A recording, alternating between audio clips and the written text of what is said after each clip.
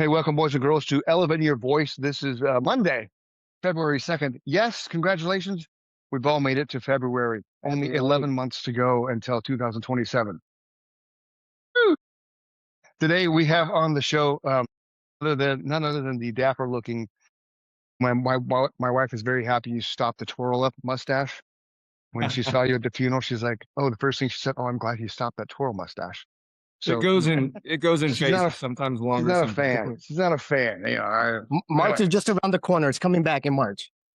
What is it called? Handlebar mustache march, right? Instead of March Madness, you do the handlebar. There you go. Anyway, enough of our silliness. We wasted 2 minutes doing that. So this is Jason Heynen. You all know Jason. He's the go-to as far as marketing rep with Magnus Title, because gives us all kinds of cool little caveats and I don't know, marketing materials, ways to elevate our business, ways to kind of stand out with our listings. It's so now he's here and we're going to have a conversation with not necessarily about title. So this will be really fun.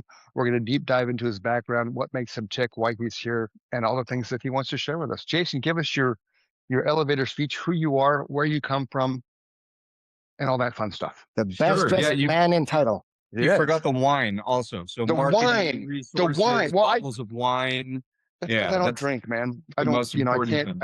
I can't correlate the wine thing because I just never drink it. But yes, he does bring wine and cupcakes every now and then. That's true. So, you got to bring a fruit platter.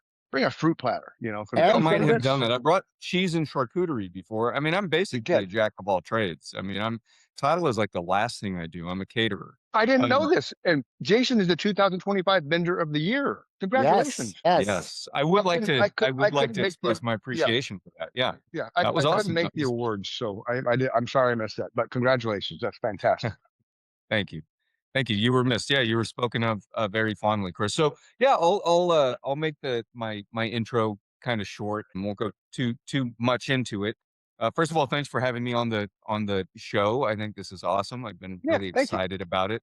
I got the CRM text this morning that said that you have a VIP guest, and so I guess that was written in sarcasm font, but I appreciate it regardless. The pressure's on. So just a little bit of background on me. From California. I grew up in California, lived in Arizona off and on pretty much since I was a young adult. I went to ASU for a year, moved back to California, had a girlfriend at the time that I stayed with long distance. I went to ASU, 18 years old, 19 years old, didn't go to any parties, went home every night. I worked at a call center. Went home every night, late at night, and I would call my girlfriend with my calling card. Right? Remember calling cards? Remember that? Yeah. Every night, probably 4 or 5 nights a week, and that was the routine. We talked for an hour or two. I was a good boy. Moved back to California after a year at ASU, and saw that relationship through for another 3 or 4 years. We broke up after college. Anyway, after college, moved back to Arizona. My dad has lived here since I was a little kid. I've always been familiar with Arizona, and my dad was a realtor, and at that time he had opened up his own brokerage. So I came out to live with my dad, live in his big house in Ahwatukee for free, pay off student loans, and work under the table as a paper pusher at his real estate office for like, I don't know, $15 an hour, $10 an hour, something like that. Wow. So after maybe a month, I was seeing all of these people, these realtors. I think he had about 19, 20 agents when I moved out there. And I was seeing all these people come in, in golfing attire and whatnot, like picking up checks or whatever. And it just seemed like, wow, this is, I should get into this. So I got my real estate license. I had to take the test, like, I'm embarrassed to admit, like a million times. And I started. I took 3. Yeah. The school won 3 times. The state won twice. Okay. See, I passed the state one. My problem, I took the school test. I swear to God, I think I took it 6 or 7 times. But let me tell you why. Because I was a studier. I got straight A's in college, and I would obsessively study my notes. And after about 5 or 6 fails, I realized I was overthinking it, and I was trying to understand the material from my notes rather than just memorize stuff. So I just got the practice tests, and I started memorizing word association. I took like 1,000, I did the like 1,000 multiple choice practice test thing, memorized them all. And passed immediately, and then I passed the state test immediately.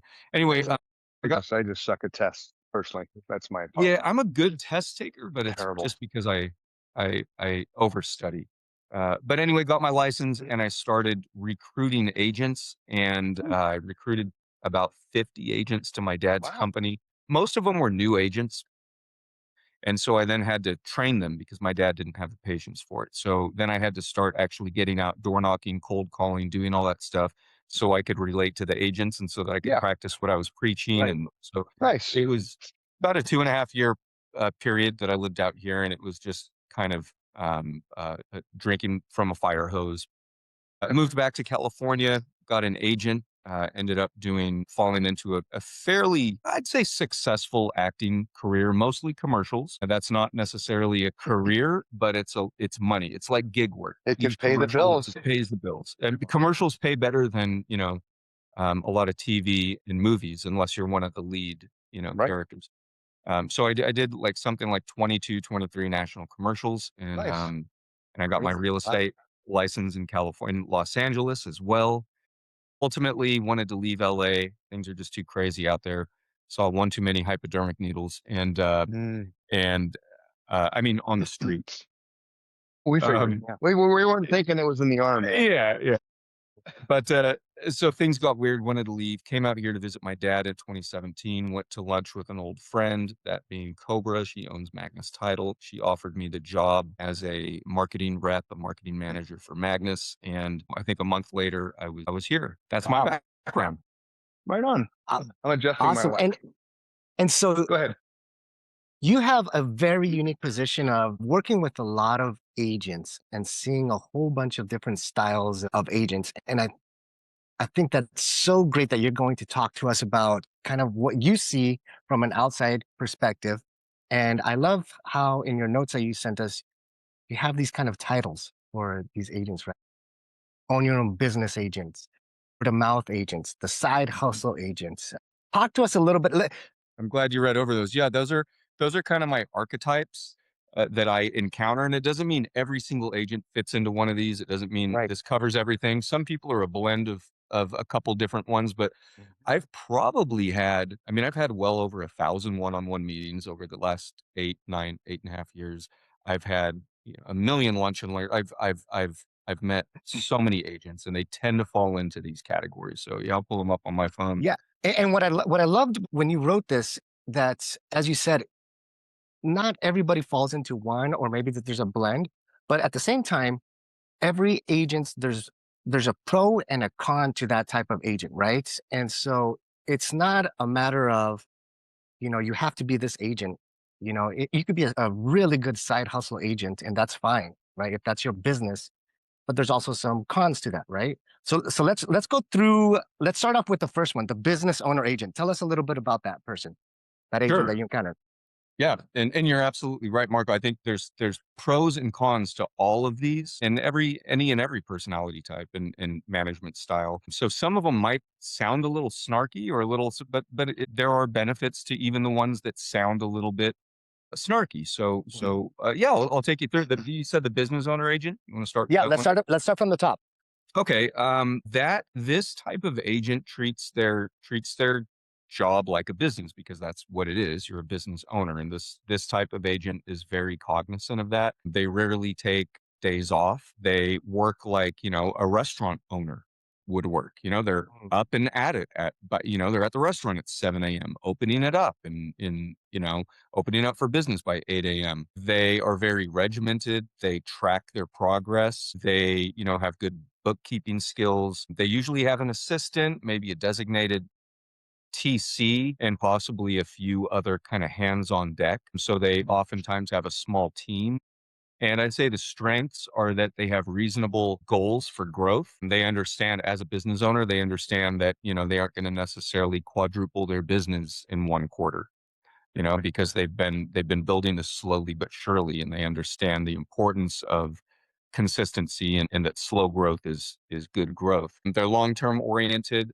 They are, here's a really important one that I've noticed with these agents. They have the ability to delay gratification.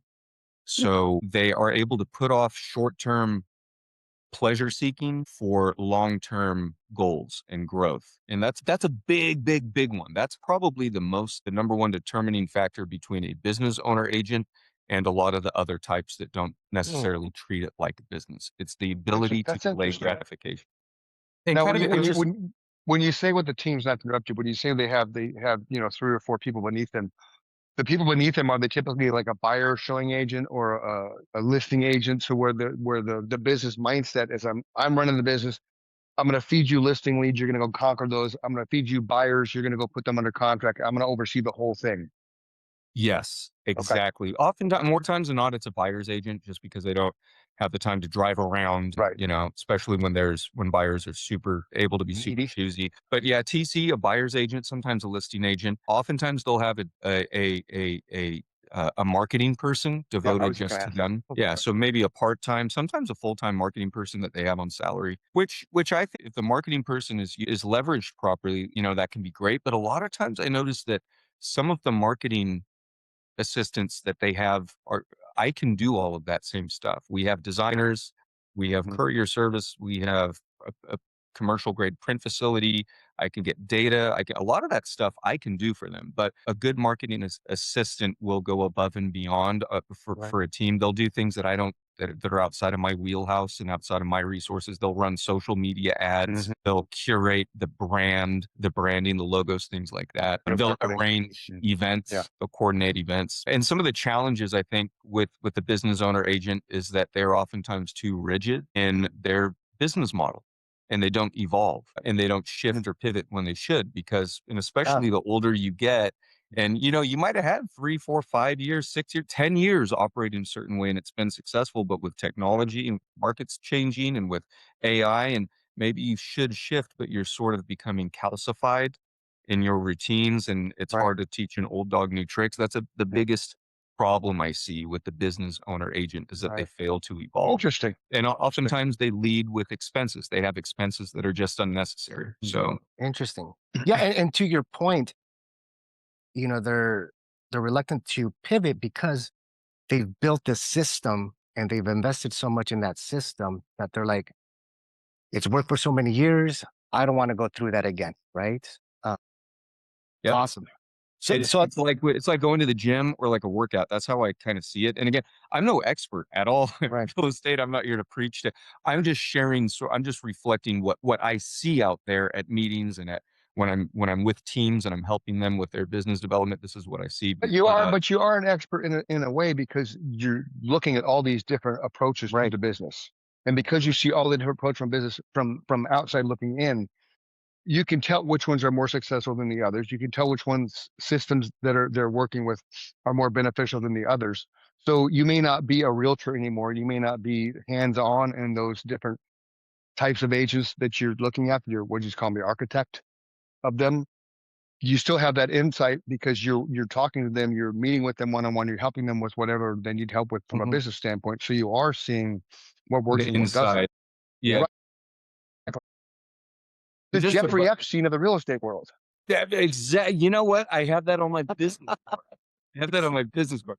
No, just to put a button on kind of that, the last thing with the business owner agent, it's like that, what I said about them, about becoming sort of inflexible and rigid on their routine. It's kind of like when you go to the gym and you aren't, or you're exercising or you're dieting or whatever, and you kind of plateau, but it's because your body is now used to your new norm and you're not making gains. You're just breaking even. And so time to switch it up, change it up. It's a great analogy. So that's how I see it. And that's really hard to do if you're a business owner and you've done something that's been successful for say a decade. Right. And now you're getting all these AI outside factors pointing at you saying change, and be like, I don't want to change it because I know I'm good at what I do, and that's where my comfort zone is. Right. So it's hard to get that smack in the face and evolve. I know that from personal experience. It's hard to get past that. It's very hard. It's easy for an outsider to go, hey, change your whole thing, switch CRMs, do AI thing, and cut costs and do this. It's like, but that's how it. And our next one is the opposite. The spray and pray agent. Spray and pray.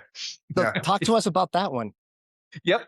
That's the opposite of the business owner agent. This is a person who is willing to try anything, and Yeah. they do. They try and they do everything. This agent experiences dramatic swings in production. So you can have a really good quarter or really good year, and then you can have a really bad year because the swings are very dramatic because they're trying. They have so many irons in the fire and they're spread very thin. So, but the strengths, and I'm looking at my notes, but the strengths tend to be that this type of personality is very curious, which is good Mm. because they explore and sometimes they discover something that works really, really great, which is just a good trait to have in life. You know, curiosity is a sign of intelligence, right? Also, they're excited to try new things. They occasionally stumble upon something lucrative and something effective. The challenges are that this personality type is very unfocused, and it often manifests into anxiety and stress. And believe me, a lot of stuff bottlenecks into me and my team and my assistant, Natasha, who's awesome. When we have a spray and pray agent doing a million different things, it kind of bottlenecks Yeah. and you have to kind of make everything work at the last minute and pull it all together before the weekend for their event or their open house or their whatever. So I'm hyper aware of this type of agent. I try to help guide them, but it's oftentimes it can be a little bit difficult. And I'd say that this type of person, and again, I'm not bashing Right. any realtors or personality type, but the thing I see time and again is that this type of person will do 10 things 50% of the way instead of 2 or 3 or 4 things 100%.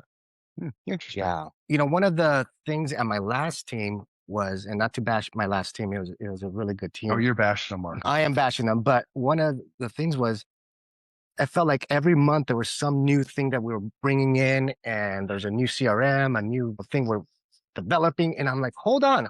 Like, I still haven't even learned the last two. Right. And so I think with the spray and pray, it's kind of the same thing. It's probably better just to focus on a few things and do them really well. Right. And then once Yep. you master those, okay, what else could I do? Right. And you know, I'll use the gym or the exercise analogy again because I'm sort of a gym rat. I used to be a beach bum. I was doing triathlons and calisthenics and all that at the beach every day, pretty much in LA. Now, being in Arizona, I hike and I go to the gym. That's pretty much so I'm a gym rat. And I will say we all know that person. You know, their New Year's resolution is I'm going to get in shape. So they are doing CrossFit. I'm doing a training for a half marathon. I'm doing a thing. I'm doing CrossFit. I'm doing intermittent fasting. Now I'm going to do a thing, but now I'm on keto and now and it's like in 2 weeks in, they burn out. And it's like, you want to grab them and go, look, dude, do some push-ups, do some sit-ups and eat a little bit less than what you consume. Eat a little bit less than what you expend. That's it. Just start there. That's 80%. That's 80% of it. And then do all the extra whatevers. But that's the spray and pray agent. Stick to 3 things. Do it 100% instead of a dozen things 50% of the way. Like you said, the intention is there. The intention to initiate something is there. But like you said, they just get, unfocused, or they just start finding these new shiny objects instead of just being Their focused. energy, their focus, and their motivation gets diluted. Yeah. Awesome. All right, let's move on to the next one. The outsourcer agent. Yes. What do you mean by that? The outsourcer agent. And this personality type will sort of manifest into a lot of different other art. It kind of blends and overlaps into some of the other agent archetypes. Mainly, oftentimes, the business owner agent will have a fair amount of the outsourcer agent in them. Outsourcer agent is someone who doesn't like to waste time doing anything themselves. Right. They outsource to their team. They outsource to their CRM. They outsource to automated whatever. They outsource to a company that's going to promise to create their content and post it and engage with it. They outsource to a social media manager. They outsource to AI. I mean, God forbid you take a phone call that comes in and you answer it or you respond to a text. God forbid somebody has your phone number and texts you about property and you respond to it. No. They have a whole system in place so that an AI thing can respond, or that goes to my buyer's agent, or they have to sign up for an appointment on my website. So they engineer themselves out of the process. This one, Interesting. it kills me. I see this so often, and usually it's with the people who are the least where it's the least necessary. Yeah. Usually it's people who aren't doing the type of volume that would warrant this. And then we get together and we talk, and usually I dig down and I sift down, and okay, you're doing Facebook leads and this, and you got the AI, and I'm like, how often do you call, 5 people in your phone and say hi? How often do you I mean, and it's, oh, no, no, no, I don't have time for that. So that's interesting. So you're saying that by doing all these systems and having all these kind of AI computer things, it kind of takes the agent out. And for the most part, that agent that's being taken out is probably the one that probably needs to be in it. They're not at that level. Yeah, it's almost like the outsourcer agent wants to be the business owner agent because he's engineering himself out of all the systems to sit back and watch. So he's trying to become something he's not, but he doesn't have enough skill set yet to become that person, the business owner model of it. He's still kind of baby stepping his way through understanding the entire process to begin with. That's a good way of yes, they're implementing all sorts of systems, and when they're their best asset, they should be their the main, that's a good way to put it. Yes, they're engineering themselves out of it way prematurely, and they're losing leads, they're losing engagement. And let's see if I hit everything I wanted to hit with that We one. pretty much hit everything. Yeah, they're well versed in technology because they've researched every CRM, every AI thing, every lead gen source. So that's a plus. They have things streamlined. There's all sorts of funnels and streamlines and systems for everything. But the challenge is, we already spoke on that. They engineer themselves. Yeah, that's The interesting. next one is the side hustle. The side agents. hustle. Side hustle. We they're hustling, right? It's a side gig, which is fine, right? Talk to us a little bit about those agents. Yep, side hustle agent, and there is no shame in this at all. Yep. Not at all. If you have a full-time job, if you're a career, or you're a parent and you have a couple kids that you are managing, and if you can sell 4 or 5 houses a year, I mean, hell, that's a great side hustle, right? And that's the norm for the realtors in the country. It's 4 to 5 houses a year. So there's nothing wrong with that at all. Even 2 houses. What's the average sales price? Is just over 600,000 right now. Yeah. So if you're getting 2, $12,000, money bombs per year, I mean, hey, who wouldn't like an extra 25 grand a year if you already have a job, you have a family, you have a second income, so that never hurts anybody. So there's no shame on that at all. So oftentimes retirees. So this person has a built-in network and a sphere from their existing career, or their existing job, or their existing kind of friend base, usually. So they don't have to do a whole lot of advertising and things like that. They loosely stay in touch, and they kind of do a little bit of social media stuff, and they wait for their phone to ring for the most part.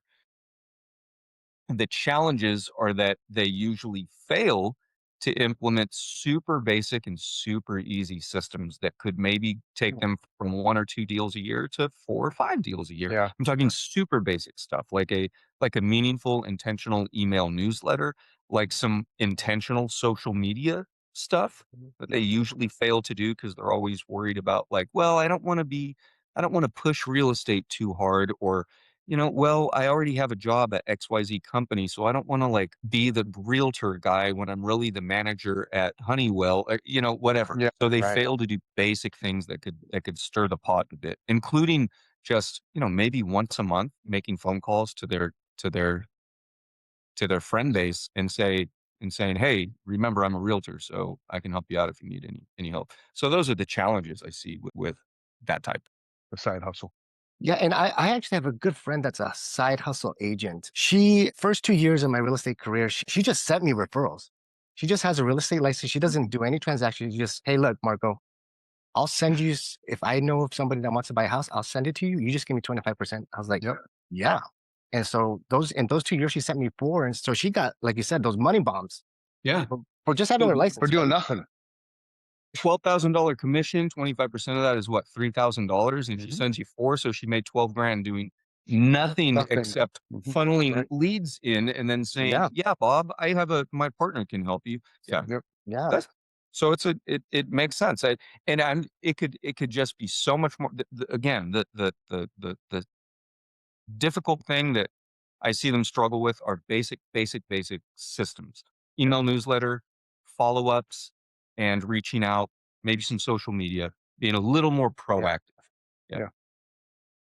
Speaking of social media, The the next social one, media the influencer, social right? media influencer agent. We see a lot of those, Mhm. especially here in good old Phoenix and good old Mm-hmm. Scottsdale.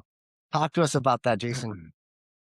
Yeah, the social media influencer agent. And let's face it, social media is important, right? Because we're in that day and age, but it's a lot of people put way more faith in it than they ought to. Um, and especially sort of prematurely, the social media agent influencer. You talk about the large online reach with digital sphere that goes beyond their network. They're able to target a specific niche. So you have people that are going to target veterans. You have people going to target Scottsdale, Paradise Valley, that type of stuff, historic homes, newer homes, etc. You have the strong referral potential, right? Because if you're getting leads across the valley, believe it or not, some agents don't like to drive from Phoenix to Tempe. Okay, so they refer it out, which blows my mind. You know who I'm talking about.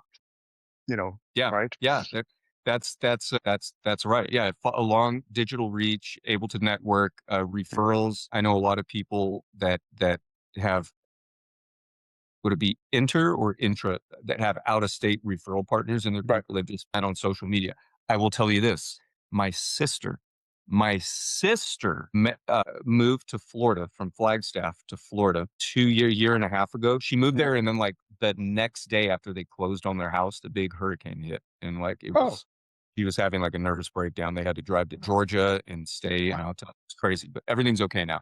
But my sister followed a real estate I don't say famous, but semi well-known, kind of locally famous Florida real estate team. She just found their videos online and would follow them. They do like community highlights of restaurants and whatever, and why this area is good to live in. And she hired a realtor just from those videos. oh, Hired a realtor on that team. My dad is a realtor here. My dad could have got a commission by calling and brokering the but that's how excited my sister was, and that's how much she connected with a social media influencer agent. Now, it just so happens that that team has a big brand, and that type of social media presence and effort and overhead is warranted. So that's a plus, social yeah. media influencer agent. But some of the weaknesses, another couple strengths is that you can build trust and likability really, really easily. And but some of the weaknesses are that oftentimes this type of agent misses the forest for the trees. They're obsessed with going viral instead of making meaningful content that's intentional and making meaningful connections. And oftentimes I want to ask them, are you an influencer who does real estate, or are you a realtor who does social media now and then? Right. So a lot of these agents, you see it a lot with younger agents too. Maybe they don't have the skill set, the interpersonal skill set. I don't know. I'm not judging younger people, but oftentimes they want to do everything online. And then you ask them how many transactions they're crushing, and it's usually not It's the true. amount that would warrant. But that's why though, because the world's changed, right? When we got in the business, you had to learn how to door knock. You had to be on the phone. You had to make cold calls. You had to do certain steps to hone your craft. You got to do something 10,000 times to be good at it. Nobody's knocking on doors anymore. Nobody's picking up the phone anymore because nobody's answering on the other end. Nobody's answering the door when you go knock because there's a Ring doorbell camera. Who are you? Well, I'm the real estate guy. Have a nice day. Fuck. You can't get past that barrier. Everything is so text, text, text. Even the emails, you can't tell if they're watching, if they're reading the email or not. I use BombBomb. I'll send Bomb out to 100 people, and it'll tell me how many view it. And a lot of times it's 20% view, 30% view. If you send 100 out, only 20% of them totally reviewed it. There's so many barriers that I can see why the younger agents are going social media and trying to be an influencer and going viral, because then they're top of mind, like your sister. She had your dad. Yep. You could have easily called, Dad, I want to move to Florida. Can you find me an agent? Dad would have said, great, I'll find you an agent. But instead, she, like you said, she clamped on to this person she saw on social media, the community knowledge and experience. And that's how she went with them and bought a house. And there you go. So I think more and more of the agents that come into this field are going to do social media more than they are the historic things that have proven to work, because that's too much work. Well, and I think Yeah. it's also like it's so like our generation, right? You get your stripes by transactions, right? I think for this newer generation with social media, you earn your stripes by how viral you are, how many likes or how many comments or how many followers you might have, Which is stupid. right? I'm more likely to trust an agent that has a huge following on social media, whatever, than somebody who has like 5, right? Because, Yeah. but I mean, and I know it's not the way it's supposed to be, but I think with the advances of social media, I think that's where a lot of the younger generation is, that little check mark, right? That you Yeah. hear on Twitter or, oh yeah, they're legit, they're approved. People try. Well, we can all be meta verified. You spend $12 a month. I'm meta verified on Facebook and Instagram. That's has nothing You're to an do with your influencer. spirit. Yeah, You're has nothing to do with whether you're influenced or not. It's the check just means you're verified, meaning that you're less likely to get hacked. And when people don't know you in your friend request, and they're going to see that check mark and understand, okay, this isn't a spot, this isn't a BAM or spam, legit. Who's gone through the verification process? But I agree with that. More people are going to look at the numbers associated next to the realtor than the experience. And I think because of that, you're going to see a lot of lawsuits in the real estate world from this point moving forward because experience doesn't matter anymore when it comes to newer agents. It's the viralness. It's, oh, look at me, the shiny pony. There was a study that was done, and God, I don't, NAR or I honestly don't know, realtor.com maybe. This is like 2018. I remember my first year, I think, what did I start? End of 2017. Yeah, within my first year at Magnus, I stumbled upon this, and I remember talking to agents about it. There was a study that was done, like a massive meta whatever study, where a bunch of different categories and questions that all basically had to do with trust. Okay, a bunch of questions were answered, polls were taken, surveys were taken, and people who had bought or sold a home using a realtor in the last year, it ended up being like the overwhelming factor that went into why they worked with that particular realtor was trust. So it wasn't like who had the biggest brand, who had spent the most money, who charged the least, who knew the most, who was whatever, who was who did I trust? So social media can help build trust really, really quick, but what else helps build trust is, meeting people and networking. So, So on the opposite end, we have the word of mouth agents. Yeah. Yes. Talk to us about the word of mouth agent. Yep. Kind of opposite of the social media agent. They attend every happy hour. They're handing out business cards to everybody. They're high-fiving, they're kissing babies, and they're making connections everywhere, or connections sometimes everywhere. And the strengths are that they're meeting a lot of people. The challenges, and again, I see this type of person often. The challenge is that they fail to follow up. They have a glass of wine with somebody, they're high-fiving. Oh my God, our kids play baseball together, this and that, blah, blah, blah. Oh my God, this person I met they're going to sell their house next summer. And I live down the street from them. They're going to use me. They have my business card. But then there's summer comes. a follow-up. Yeah. It's kind of like a little bit of the side hustle agent. And there's a little bit, it's like, they don't have any systems in place. They think that because and again, I'm not disparaging this type of person, because there's a little bit of this person in all of us. I know there's Absolutely me, but you kind of feel, and then 5 months later on Facebook or Instagram, you see that person, the person down the street that you met, that you had a glass of wine with, they're holding keys to a new house and they're with a realtor. It's not you, right?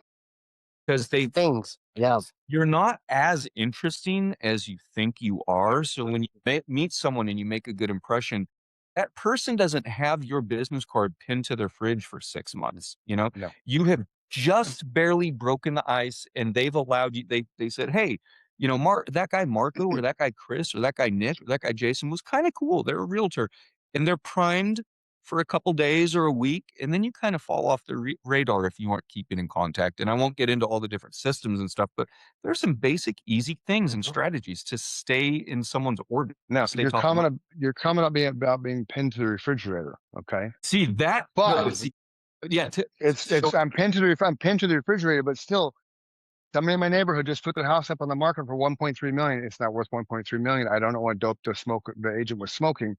But even with this, you still have to play the follow-up game. You still have to be in their face. You still have to be relevant and doing things. Because when a neighbor told me, hey, such and such is thinking about putting their house up. So I went and knocked on their door.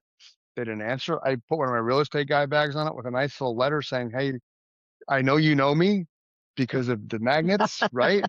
Love to have an opportunity to sit down and talk with you. A little bird told me that you're thinking about moving. It just so happens that's the same house that an agent had texted me probably 3 weeks ago. Hey, I'm going to be listing a house in your neighborhood just down the street, or I'm listing a house just down the street from your listing at on Via de Palmas. I'd love to pick your brain. My response was, what neighbor's listing a house without me? She replied back saying, best response ever. I said, well, that's the only response you're getting.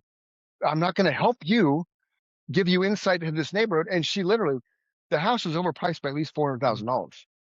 It's a 2,500 square foot house on an acre, no horse setup at all, with a pool built in 1994. It's nice. It's inside. It has kind of the feel like it needs to have in 2022-ish. But you have other 2,500 square foot houses that sold for far less. So I'm really interested to see where this one falls, because I have one that's a entire horse setup that I had appraised for $1,115,000, almost the same size house, but I have a lot of outdoor structures. They have a pool and a 2,500 square foot house, 3 bedroom, 3 bath. That's it. So I don't know where she got 1.3 million for, but that's the problem with, even though you can do things like this, like Marco's ingrained in schools and that type of thing, and you think you're being relevant and being top of mind.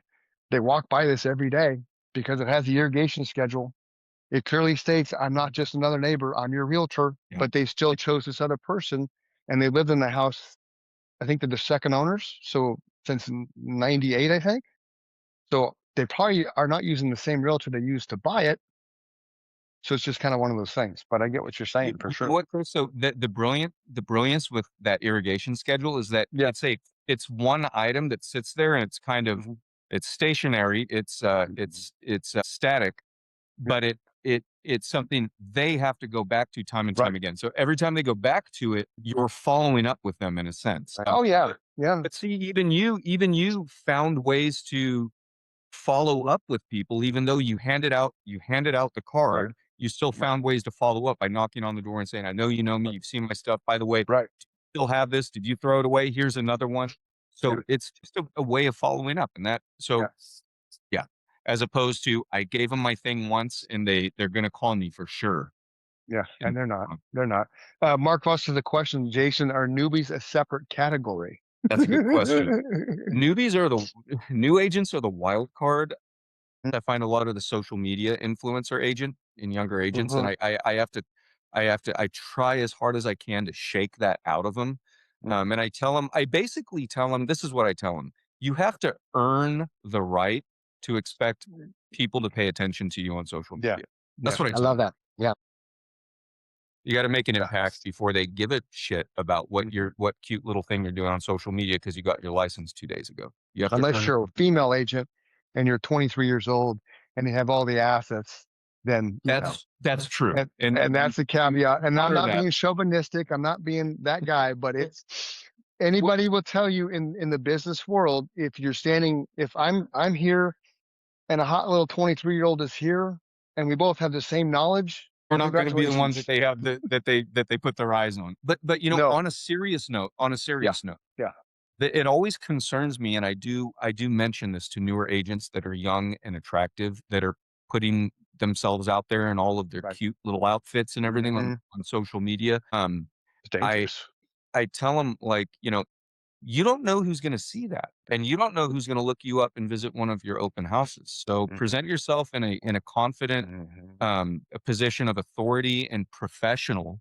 as opposed to someone who's cute and agreeable and fun to be around and wears cute outfits. So crazy people out there. So, and really, are you going to trust the biggest purchase of your life, biggest purchase of your life, to someone that dresses like she just walked out of Sonny's Gentlemen's Club in Chandler? I wouldn't. I've sold houses back in the day when you had mattress money to those type of professionals. And that's why I stopped wearing mini skirts. I just trust me. That's why I dye my beard gray now, so that people there's more of a trust factor.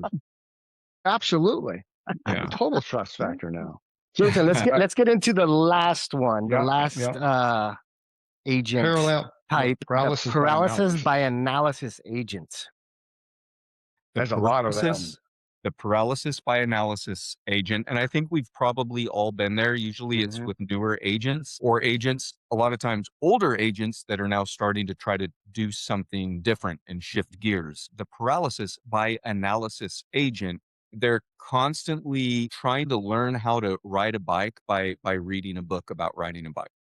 Instead of, I've done a little bit of martial arts. It's like the kid who wants to, or the guy who wants to talk to death about how to do an arm bar instead of getting on the mat and sort of knocked around a little bit and getting it in their muscle memory. But they know everything about how to sink an arm bar properly. It's got to be high enough up. You need to lean back. You need to, but they've never done it. So the strengths are that they're usually very, very well researched. These people overly researched. And they're determined and committed to give their best to their clients, which is admirable. That's why they're so stressed out. They don't want to let their clients down. And the challenges are that they're just racked with anxiety. They lack confidence.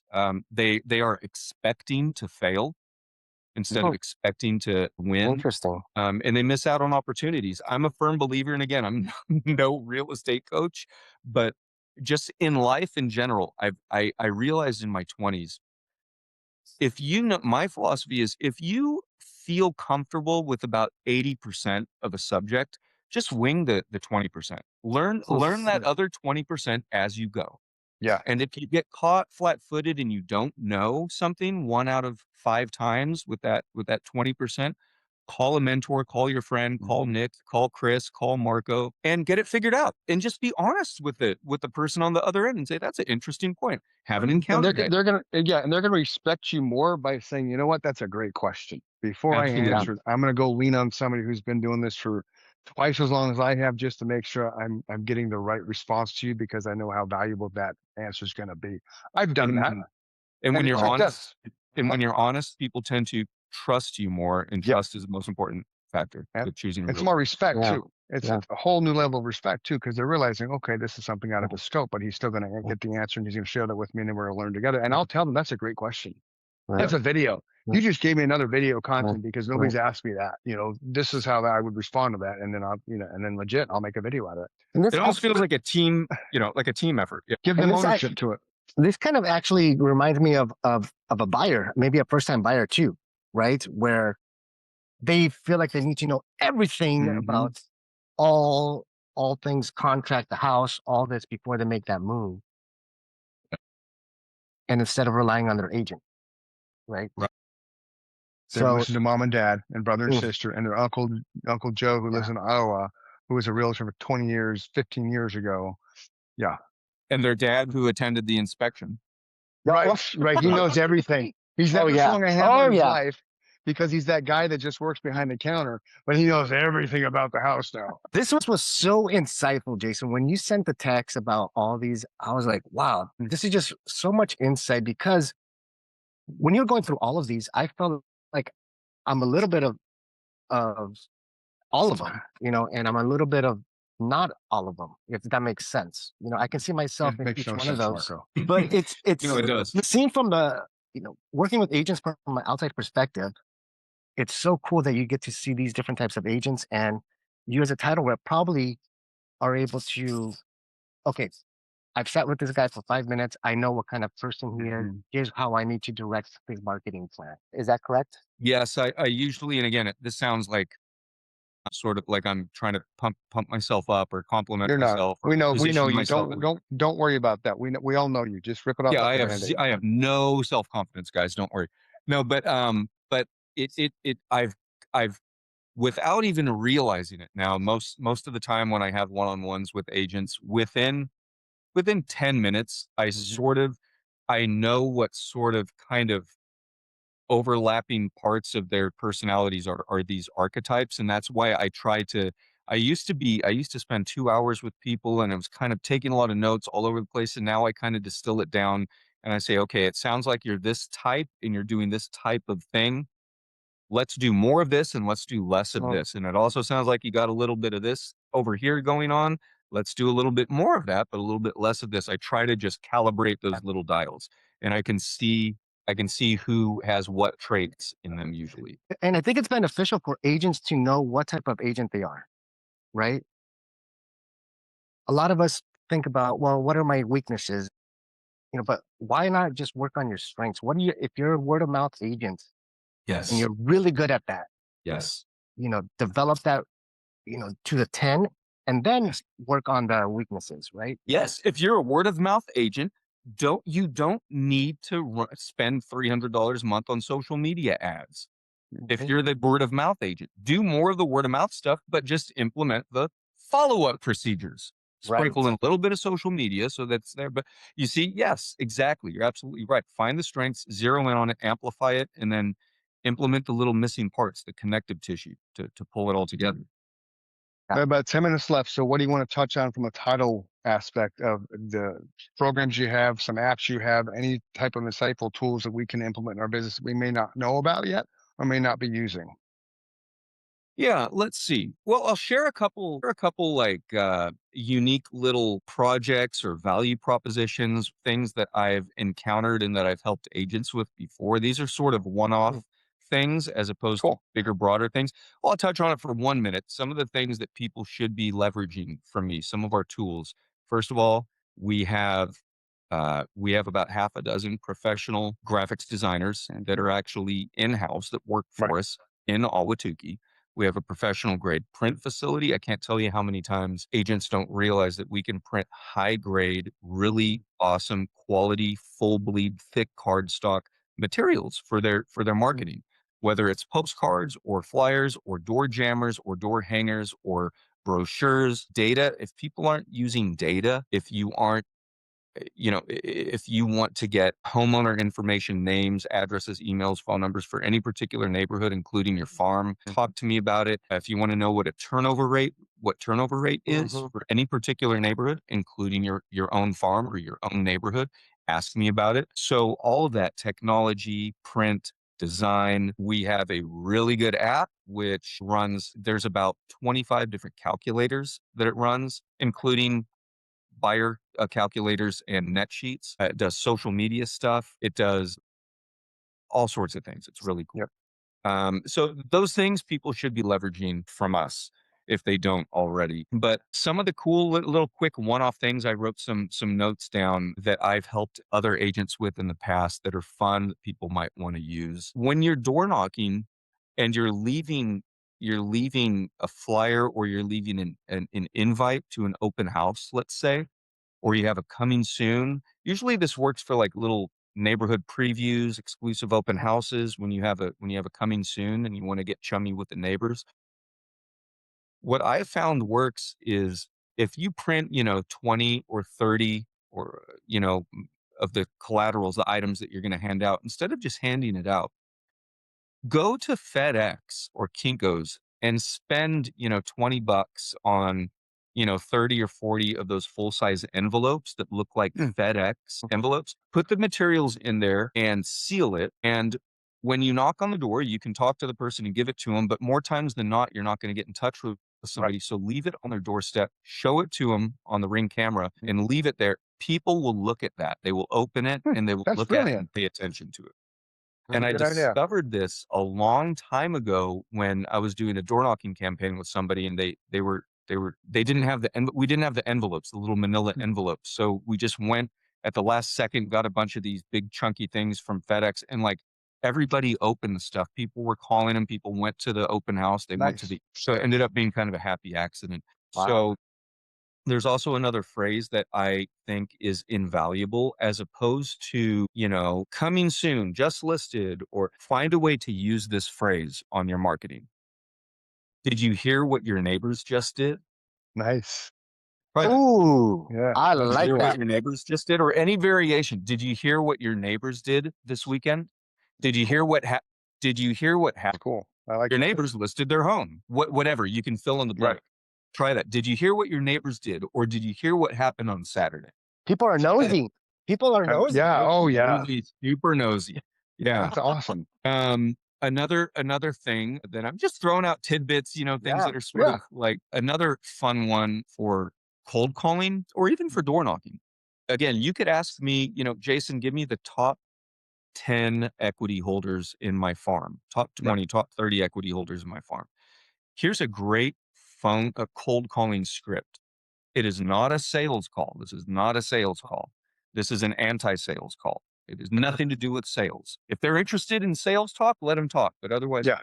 I'm calling Marco, who lives at 123 Main Street, and I'm going to say something to the effect of, "Hey, Marco, this is Jason. I live in your neighborhood. I'm a realtor. Hey, I was looking over some spreadsheets. I just want to congratulate you on being one of the top equity holders in the subdivision, man. Oh, Awesome. Congratulations. Just That's what cool. top equity holder. That's it. Yeah. And just let it sit. I just wanted Yeah. to give you a holler. Yeah, I moved in three years ago. genius. I wish I had the equity you have. Yeah, congratulations. Yeah, okay, yeah. I live right down the street. Okay, yeah, all right, Bob. Just That's cool. don't try to push a sales And point. then they're curious, like how much, Right. Well, let me go down and sit down with you and show you. Right. And occasionally they'll get a little weird or a little creeped out. Like, how do you know that? What do you do? Right. And then that's your opportunity to say, oh, well, I mean, I live here. I was, Yeah. or, oh, this is my fault. I look at numbers. I look at these spreadsheets and these numbers, and I run reports for all the homes on a monthly or a quarterly basis. I mean, this is what I do. I'm a realtor. I mean, you just kind of like, this is a no brainer. This is what I do. Yeah. I'm a professional. Love that. So yeah, congrats on being a top equity holder. I just wanted to give you a holler. Yeah, have a good Saturday. Congrats. That's pretty cool, Marco. Yeah. That is cool. So well, there's also the hey, I'll cover some of your moving expenses. That's a good one for first-time home buyers. When you're a younger agent, you work with a lot of first-time home buyers. If you market with the tagline of I will cover some of your moving expenses, because Right. moving expenses is a gray area, and someone Yes, can it say, is. well, my closing costs were moving expenses. I'll cover some of your moving expenses, with caveats. And, what is it? A U-Haul and, pizza for a day and maybe 2 moving guys or ASU students. It gets a little bit hairy depending on how much liability you want to take on, but if Right. you can cover someone's moving expenses, at least a U-Haul truck or something, Yeah. it goes a long way. And it sounds a lot cooler than, hey, I'll pay for a U-Haul. Not as sexy. But I've got a million of these little tidbits I could share, another time, maybe a fireside chat or something. But Cool. yeah. Well, Right thank on. you so much, Jason. This was amazing. I was really looking forward to this. I'm honored. It was super, super thrilling to be on this call. I've been looking forward to it for the last couple of weeks. So I hope that, I hope it was fun. I hope we found some value in it. Oh yeah.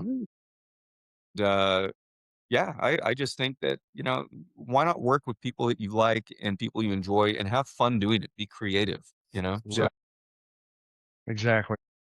That's Well, thank Jason you so Heynen. That's much. Marco Bravo. This has been Elevating Your Voice. Until next week, we have another guest coming on who subscribes to my hairstyle. You'll find out more later. Cool. Everybody have a great day. We'll see you next week. Bye. thanks, guys. Have a good one.